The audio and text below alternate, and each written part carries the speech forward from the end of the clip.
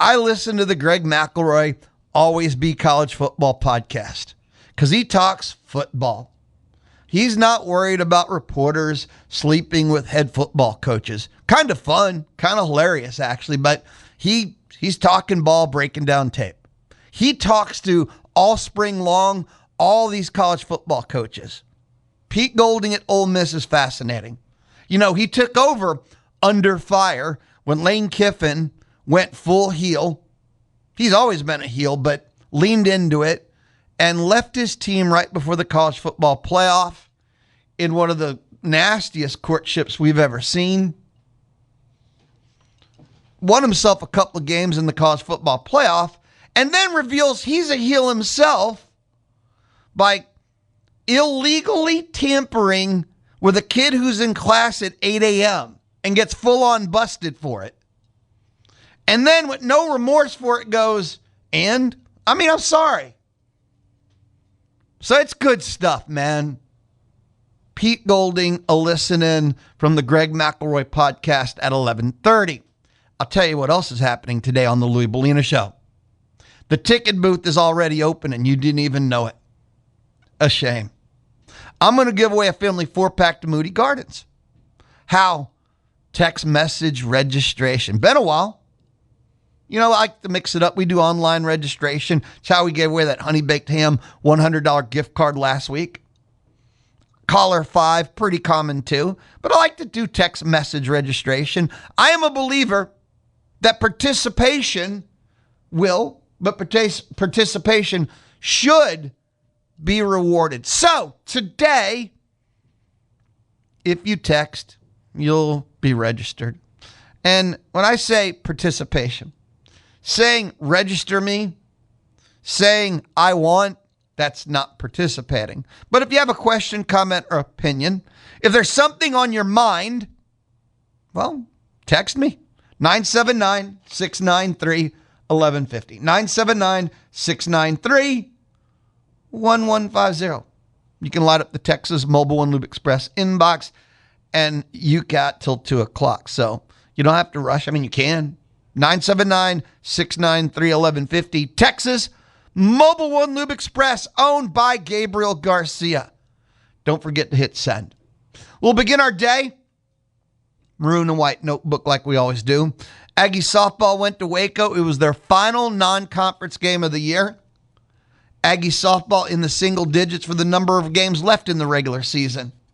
Only 3 SEC series left in the season. And when you consider it's Thursday and one of those series start tomorrow, it's only like 2 weeks left in the regular season. I love the Diamond Sports postseason. Give me a little regional action. Get to see 4 teams, 1 location. Then we go back to the best of 3. And if you've never been to Oklahoma City for the College Softball World Series, and if you've never been to Omaha for the College World Series, phenomenally exciting championships. Now, to be clear, I think the formats for both, where you go to OKC or you go to OMI and you're playing for 2 weeks and you got these weird brackets, I don't know. I don't know if they're the worst, but I don't like either one. But I love the postseasons. I do. They're so much better. Okay, raise your hand if you remember when baseball regionals had like 6 teams in one location and had these psycho formats where you're trying to win like 10 games in one day. I mean, okay, so it used to be 100 times worse. Who would be in favor of extending the college baseball and softball postseasons and every weekend was a best of 3? And basically Omaha/Oklahoma City were basically Final Four national championship best ofs almost. And it would just be kind of Monday and then Friday with 2 best of 3s. But that's a different rant. I digressed. What else is new? Aggie softball went to Waco. Final non-conference weekend game. Destroyed Baylor 10-3. Isn't there something beautiful about watching a team that you root for, that you would bleed for, put up a 6 spot in the first? Aggie baseball Saturday putting up an 8 spot in the first. There's just something that lets you spend the rest of your time cold beer, feet up in the air, smile on your face, and you just get to celebrate, dance on graves, and just enjoy the moment for the rest of the time. Because there is something beautiful about a 6-spot, 8-spot. Aggie softball, 6-spot in the first, cruised to a 10-3 dub. KK DeMent, yard. Madison Sawney, yard. Top of the order for Aggie softball. Kendi Powell, 2 for 5. Taylon Edwards, she goes 1 for 2, but she's got 2 walks. So she's 3 for 4 in reaching. Maya Perez goes 2 for 3 with a walk. And that's 1, 2, 3 in the order. And KK DeMent down at the bottom goes 2 for 4, 3 RBIs, and again goes yard. Pitching, it was Sydney Lessentine. She pitched the last 3. Kate Munnerlin started, not good at all. Grace Sparks, really good in relief. And then Sydney Lessentine threw the final 3, and it was 3 scoreless. Win, Sparks, save, Lessentine. Ags beat Baylor 10-3. I don't want to go down the Baylor rabbit hole. I'm trying to be cautious here. I could explain to you my distaste, disdain, dislike for Baylor for the next 4.5 hours, but I'm only here till 2, so I don't have 4.5 hours. I don't like Baylor. I know we've moved on to the SEC. I believe I've moved on to the SEC. It doesn't mean all of a sudden I'll hug Baylor. It doesn't mean I forget. Okay? But I hate Baylor. I hate the city of Waco. I do passionately. Yeah, now that we don't play them regularly, maybe the passion is dimmed, but if I drive past, if you flash green in front of me, yeah, I tend to itch. I feel this thing, and it's called, I think, anger well up inside of me.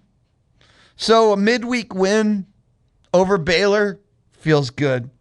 Feels real good. And that does it. Aggie softball done with their non-conference slate. Up next this weekend, I think it's one of the more fascinating series of the year. 14th ranked, despite being like 6-9 in SEC play, Mississippi State, with a phenomenal pitching staff. And I do mean fantastical pitching staff, but they can't hit a lick. So they can win 2-1, but yet I say this, and then they beat like Tennessee 9-6. They are a really odd team. Dangerous team. Then Aggie softball, final road trip of the year, a week from Friday at South Carolina. And what a way to end the year. The number 1 team in the country, Oklahoma, current reigning dynasty, Oklahoma. One of the most dangerous offenses in the history of college softball.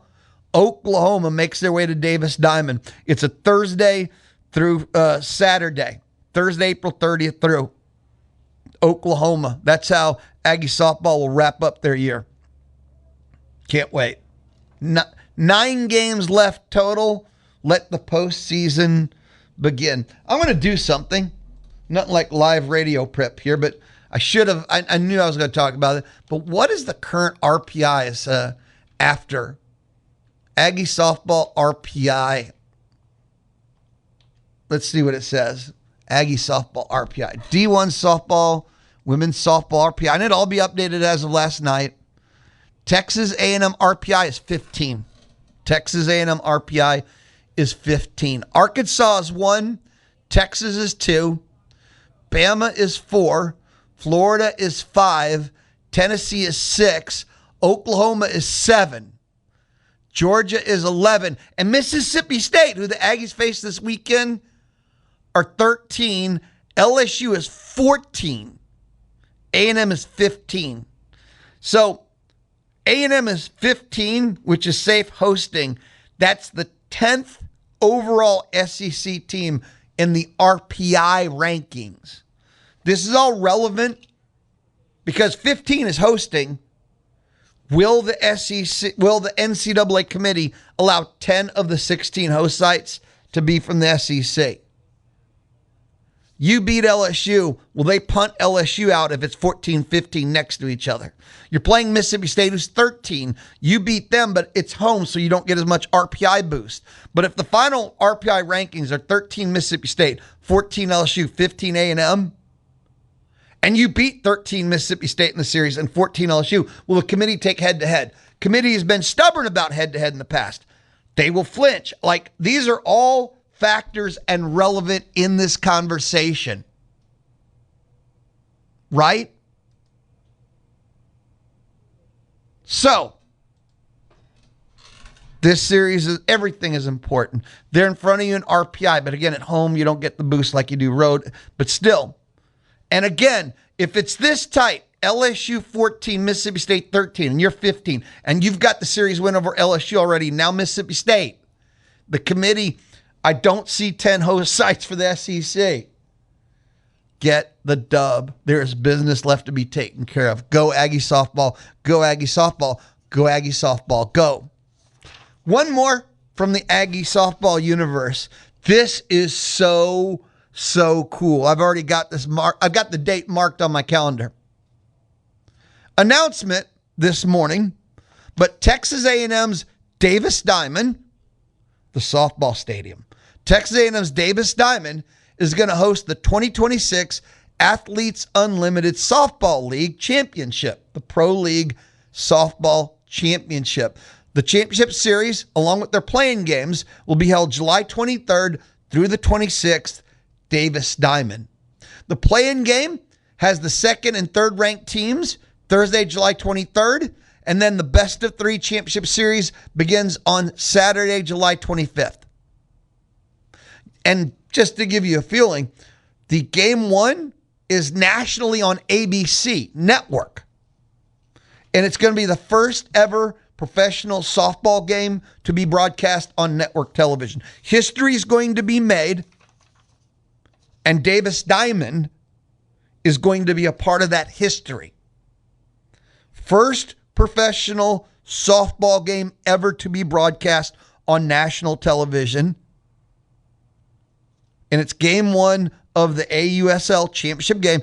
And Davis Diamond, which brings College Station into that spotlight. A&M softball gets the rub too. Okay. Now the other games are all going to be on ESPN too. First ever network, ABC. Professional softball game. That's just cool. And I get it. Davis Diamond, when it was built 100% right. A&M's broadcast, 12-man productions, all of it is probably the best in all of college athletics. And not probably, it is the best in all of college athletics. If you ever wonder how good is A&M's broadcast technology is on all levels, watch other games on the Plus. Watch other schools in the SEC across the country.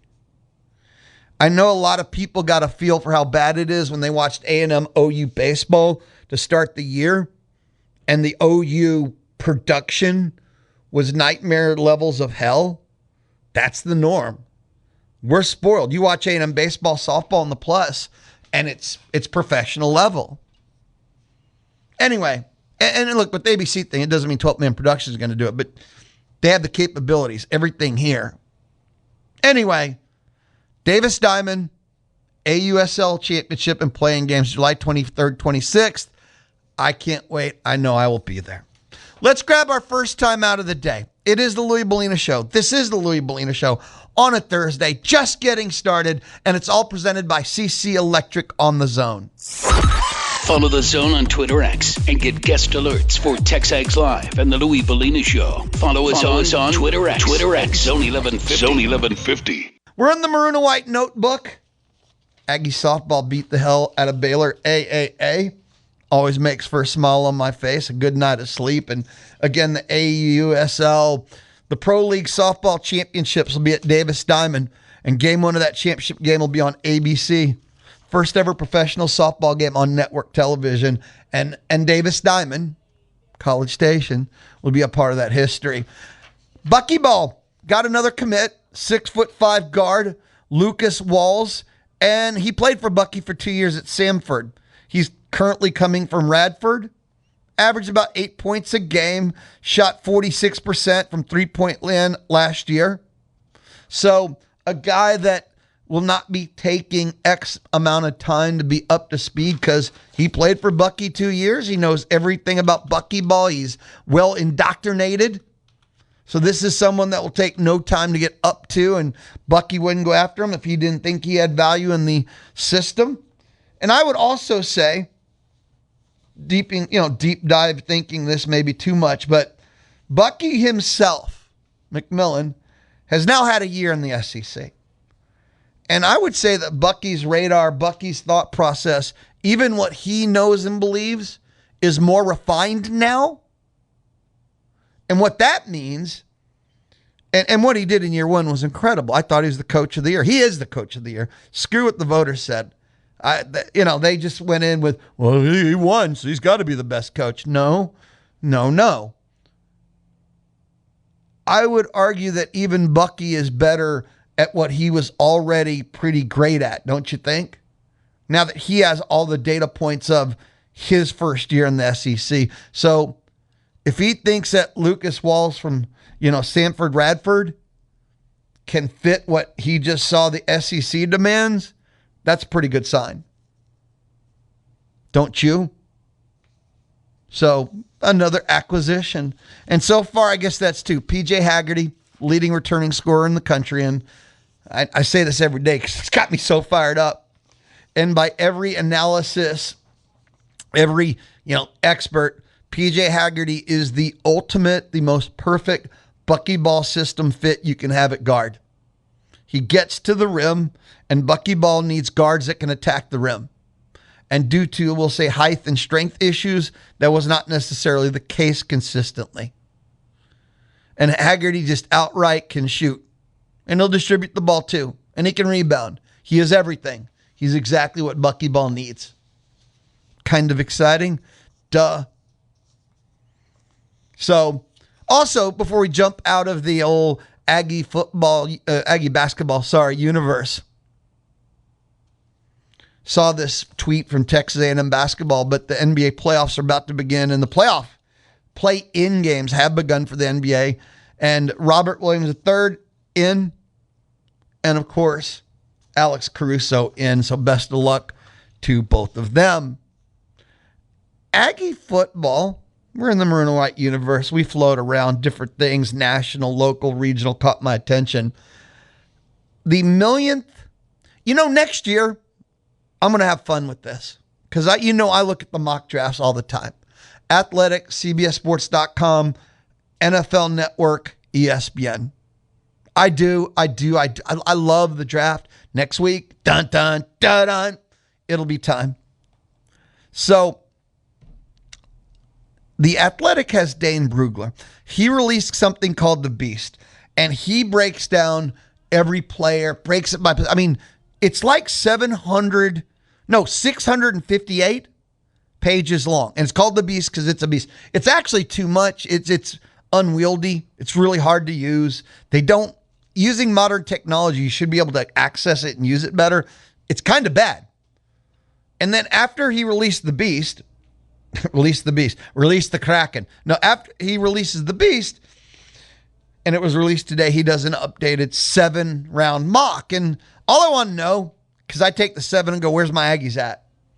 And even that technology, because they format it differently, is pain to go through. Here's what I share with you. He's got 2 Aggies in the first round. Concepcion goes 20 to the Browns. Chase Basantis goes 28 to the Houston Texans. He has 1 Aggie in the second round. Cassius Howell goes to the Houston Texans. And then he has 2 Aggies in the third round with Taylor Onyedum going to the Houston Texans in the third round, and Trey Zune goes to the Ravens in the third round. You heard correctly. I know I kind of moved quickly there, but he has 3 A&M linemen going to the Houston Texans. It's possible. Basantis to the Texans in the first round. Cassius Howell to the Texans in the second round and Taylor Onyedem to the Texans in the third round. It's possible. The Texans might have sat there and go, the Texas A&M Aggies had the greatest NFL line of scrimmages ever. And it would be their first, second, and third round picks for all A&M linemen. And they'd be right down the road.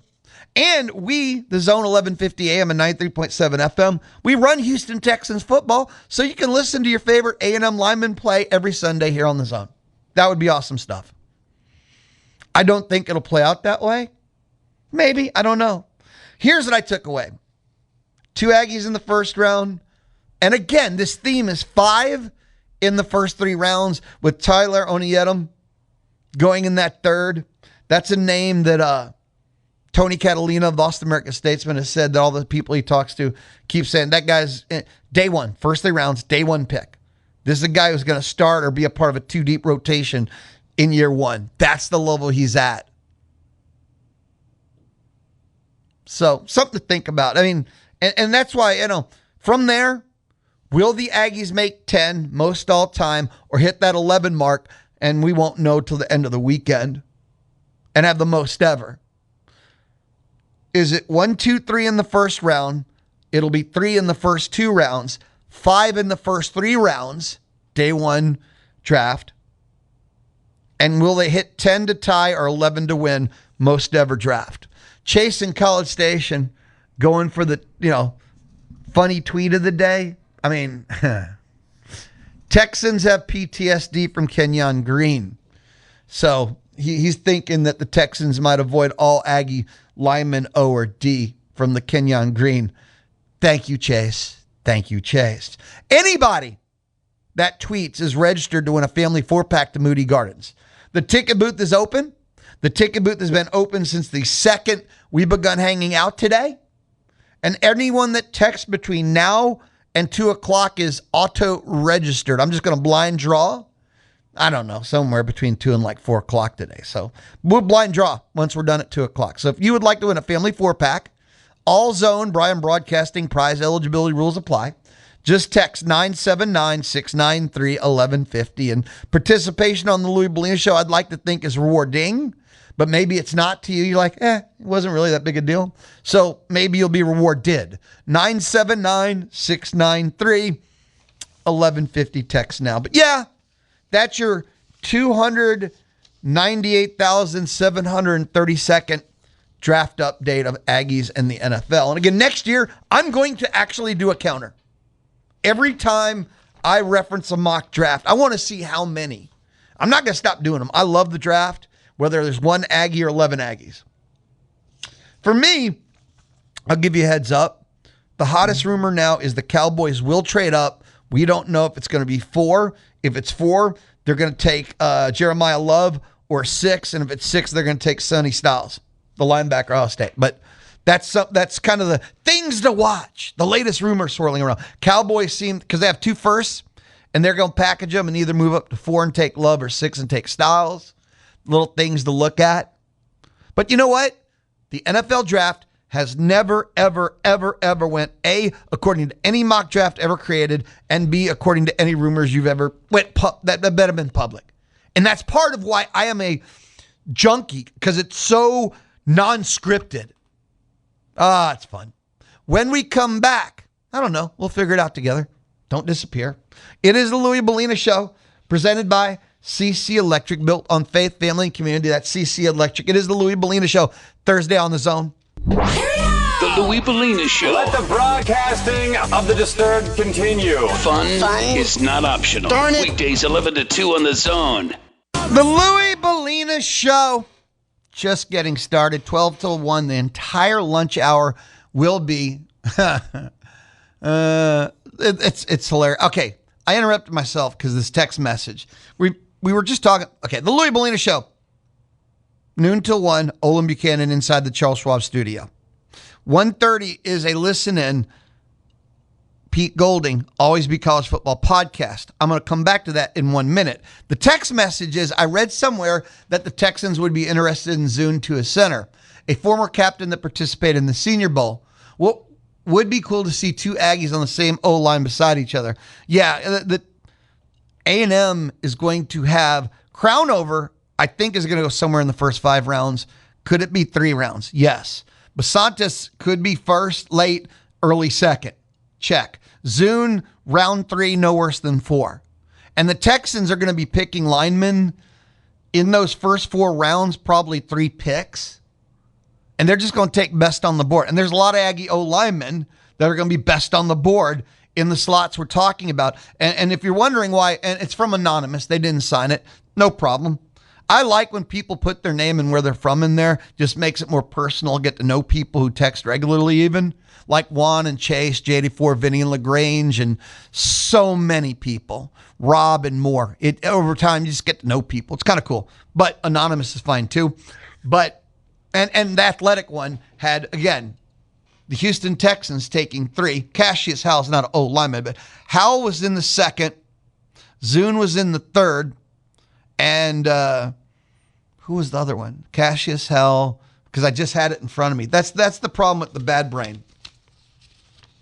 Howell was the 2nd. Zune was in the 3rd. And then they had, Basantis in the 1st. Hello. Texans took all 3. And yeah, I'm sure they'll look at Trey Zune. Absolutely. Thank you for the text message. Time now. I said we were going to come back to Pete Golding a listening. We will listen to part two at 1:30. Because he had a long visit with Greg McElroy on the Always College Football podcast. But it's awesome. Again, his story, he has to take over at Ole Miss as they start the college football playoff. He's never been a head coach before. And he gets a couple of wins, rallies the nation, watch Trinidad Chambliss break through, and then we find out he's a villain because he's like calling or texting recruits at 8 a.m. in class. It's a great story. Here's part 1. Pete Golding is the head coach at Ole Miss. Now, if you need the full context of how he got here, here's the 90-second version, right? Lane Kiffin built Ole Miss into one of the best programs in the SEC, multiple 10-win seasons. And then right there at the end of the 25 regular season, he leaves. And Ole Miss is sitting there in the middle of a college football playoff run. And boom, in steps Pete Golding. Been the defensive coordinator, did an amazing job. Never been a head coach. He's a young guy. And he had half of his staff getting recruited elsewhere to go to LSU.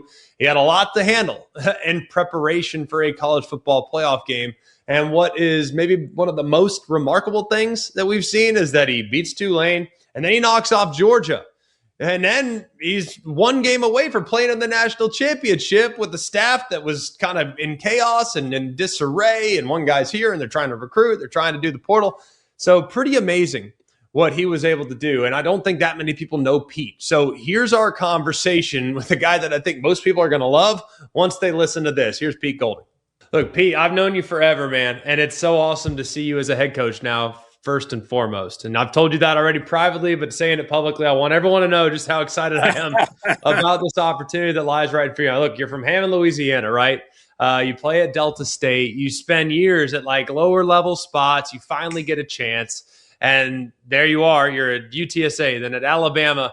And most guys with a resume like what you've had, maybe they don't get this opportunity. Well, when was it that you actually started to believe that, man, you know what? I might be a head coach at this level? I really didn't ever think about it through the process. It was just like, to me, like I've never sent, a letter to somebody, I want to work your camp, or like, hey, called anybody like, hey, will you interview me or anything like that. It's just always been like, just so excited for the next step. They've always happened really fast.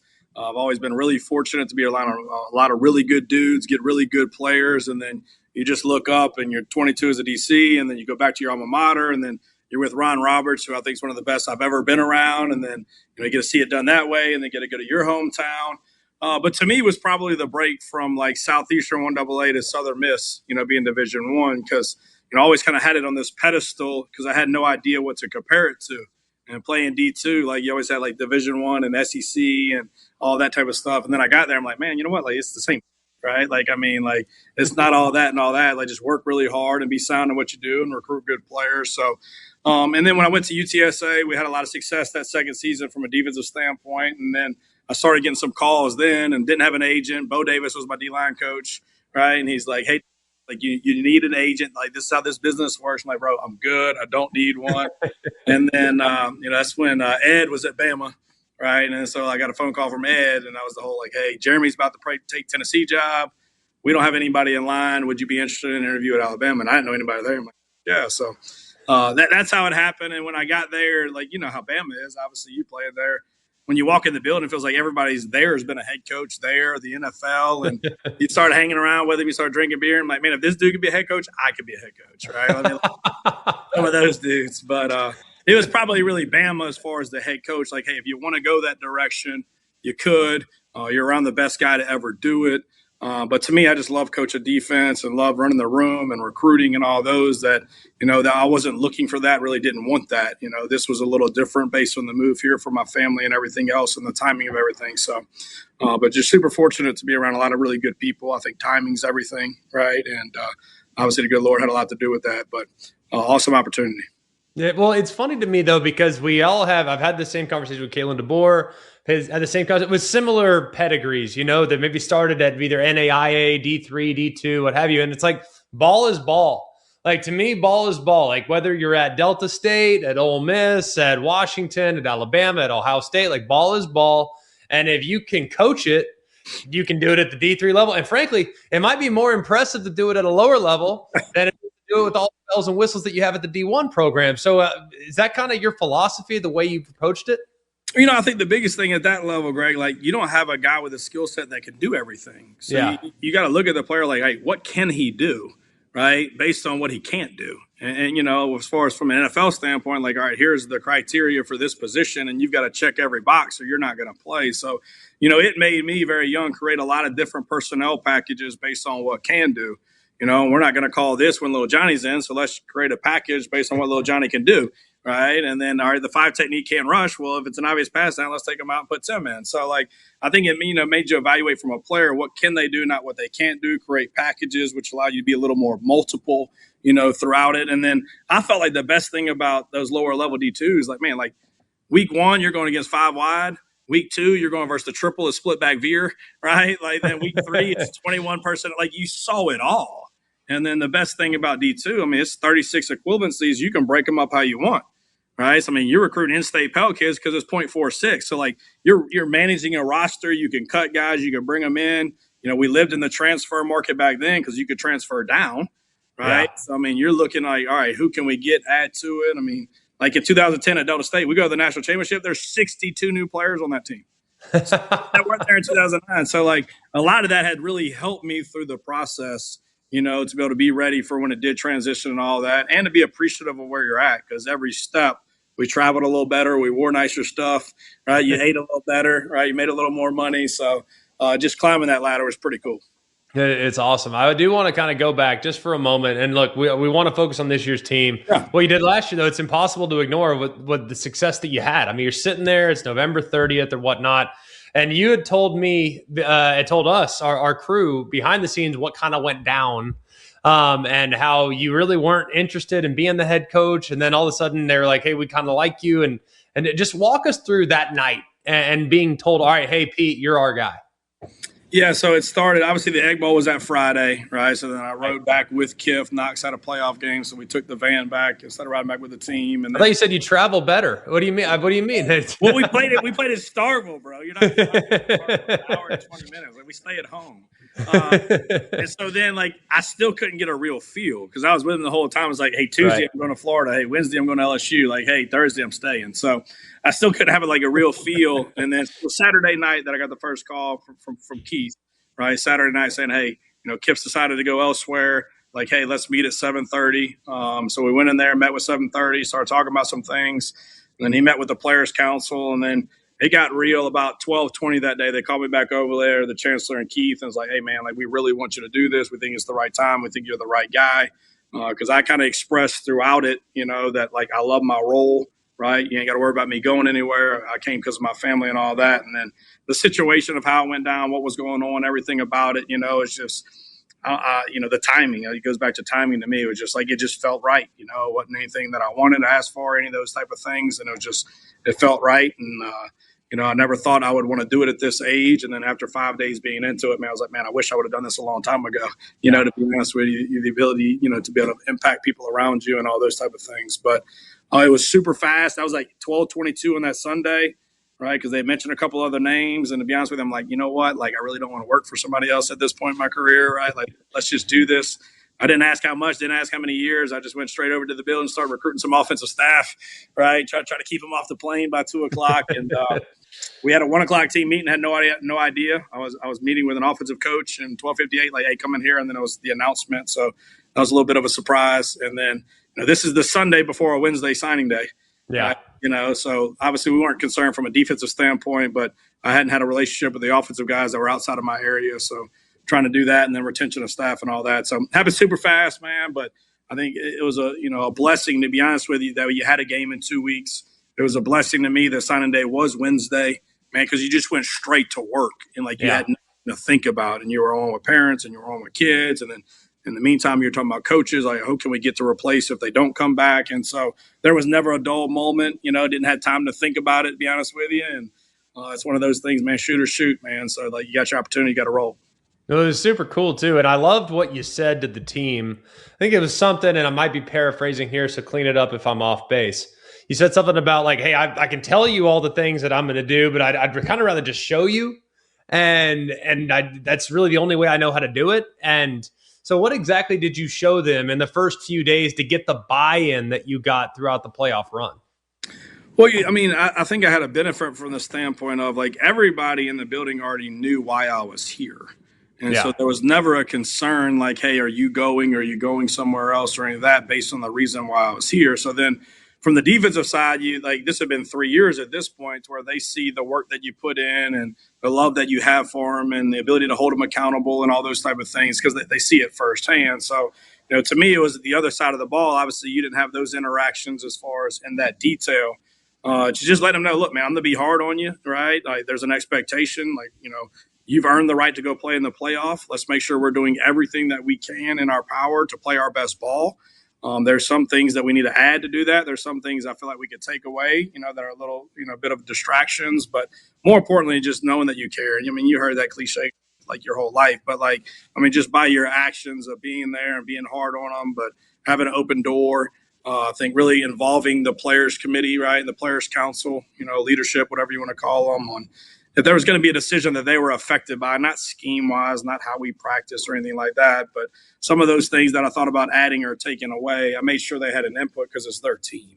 And so I was like, look, man, if y'all want to keep it, I'm good. Don't bother me at all. But, I do feel like it's 10 more minutes in a meeting that we could shave off and we could add 10 minutes to a walkthrough that's really going to matter. Just little things like that. And I feel like the ownership of it that they felt, right, by being able to be a part of some decisions and all those type of things helped. But at the end of it, Greg, man, it was a great group of dudes, and they were tough, competitive. They love football. They just wanted you to coach them hard, develop good plans for them, and just go spot the ball. So it was a fun group. Well, you certainly did. And one of the reasons why you made the run that you did was to play your quarterback. And what he had to go through and what y'all had to go through as a program this year is wild. I didn't know how it was going to end up, whether he would get the additional year of eligibility, whether he wouldn't. It was back and forth. It was very public. I felt like in my heart of hearts, he'd probably be back. But you as a coach, you can't bank on that. You have to have a contingency in place. What was that whole saga like in figuring out, all right, Trinidad, yes, all right, boom, he's clear, we're good to go? I think it was taking a step at a time, so the first piece for us was like, all right, well, we have to retain him, right? Because if it does get cleared, right, I know I want him on my football team, right? So the number one is like, all right, he's got to make a decision based on he is going to be eligible, right? And all right, we got to do a good job from a retention component. All right, we're going to keep the system the same. What are the pieces we're going to put around him? Right, from a development component, is his quarterback coach going to change? There was a lot of questions there that they needed answers and his camp needed answers. So the number one reason first was like, all right, how are we going to continue to develop you and put the pieces around you to be able to have even a better year next year, right? And so once we went that piece of, it's like, all right, I feel good. I'm definitely staying. This is where I want to continue to create my legacy, which he did an unbelievable job of in one season, right? And continue to add to that for himself. Then the next one was like, all right, now all we can focus on is controlling what we can control, right? All that stuff is out of it, right? So right now we got two things.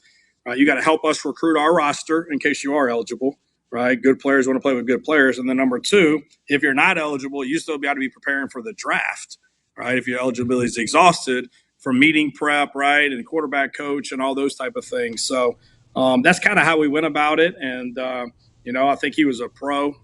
Obviously, that's hard to do. It's easy to say control what you can control. But, I think you go and then, you get the court ruling. Well, then it comes back with the appeal. And then I was, here we go again, right? Just you felt bad for the kid because of the timing of everything.